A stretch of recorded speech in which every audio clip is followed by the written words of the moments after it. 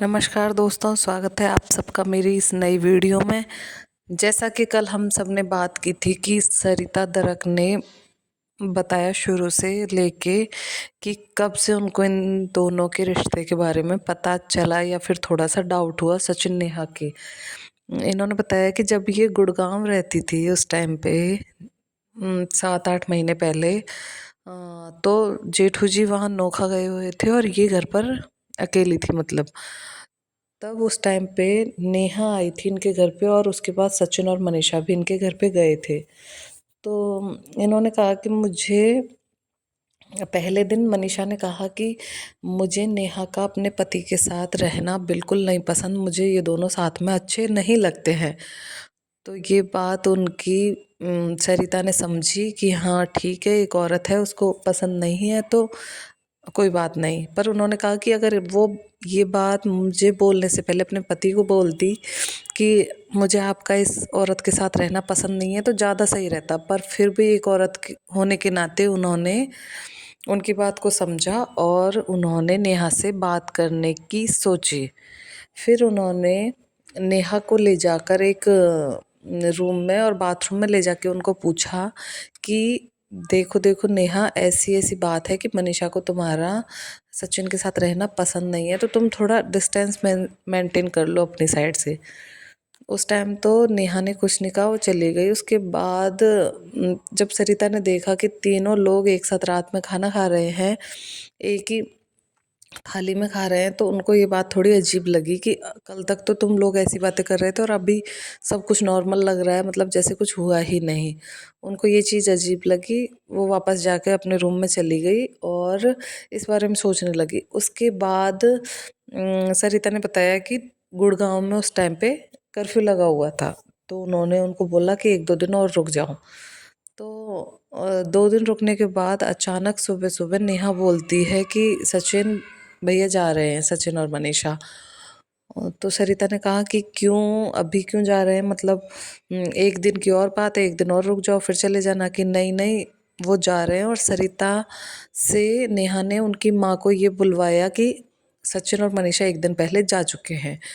तो ने सरिता को ये सब बातें बहुत अजीब लगी। उन्होंने कहा कि मुझे डाउट 4-5 चीज़ों को लेकर हुआ कि एक तो नेहा ने अपनी माँ से झूठ बुलवाया कि सचिन और मनीषा एक दिन पहले जा चुके हैं। कि उनको झूठ बोलने की क्या ज़रूरत थी जब सबको पता था कि भाई बहन का रिश्ता है और कोई बात नहीं अगर साथ भी हैं तो। लेकिन उन्होंने झूठ क्यों बोला?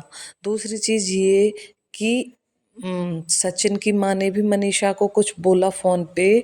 सरिता के रूम की बेडशीट देख के वो पहचान गए कि ये लोग अभी तक सरिता के घर पे हैं, तो उन्होंने वो ब्लॉग डिलीट करवाया। अब पता नहीं उस ब्लॉग में क्या था क्या नहीं था, ये तो नहीं पता। लेकिन नेहा वो मनीषा ने वो व्लॉग डिलीट कर दिया और उनकी माँ का जो इन्वॉल्वमेंट, दोनों की माँ का इन चीज़ों के अंदर था, वो देख के सरिता को थोड़ा डाउट हुआ। और उन्होंने नेहा से बस एक ही चीज़ पूछी कि नेहा, तुमने ये झूठ क्यों बुलवाया? तुम मेरी नज़र में पहले बहुत ऊपर थी लेकिन अब मेरी नज़रों में तुम गिर गई हो। उन्होंने ये चीज़ बोली क्यों? अब उन्होंने सरिता ने कहा है कि प्लीज़ आप लोग एक पक्ष को देख के है ना जज मत करना, दोनों पक्षों का सुनना, पूरी बात बताऊंगी उसके बाद किसी को जज करना। तो यहाँ पर सरिता का कहने का मतलब ये था कि रात को वो तीनों एक ही रूम में रहते थे, हमेशा उनको एक रूम दिया हुआ था। तो शायद सचिन और नेहा ने मनीषा को धमकाया हो क्योंकि वो चुप चुप थी पहले जब उन्होंने बोला तब भी। उसके बाद शायद उन दोनों ने उसको डराया धमकाया होगा कि तुम किसी को कुछ नहीं बोलना। या फिर वो सचिन के प्यार में तो वैसे ही आप सबको पता है कितनी पागल है, तो उसको लगा होगा मेरा पति मेरे से गुस्सा नहीं हो जाए, नाराज़ नहीं हो जाए, शायद इसलिए मनीषा ने उनके साथ नॉर्मल बिहेव किया। लेकिन सरिता का भी कहना सही है कि उसके बाद ये लोग कई जगह एक साथ घूमने गए हैं, तो बढ़ावा तो मनीषा की तरफ से ही मिला है थोड़ा।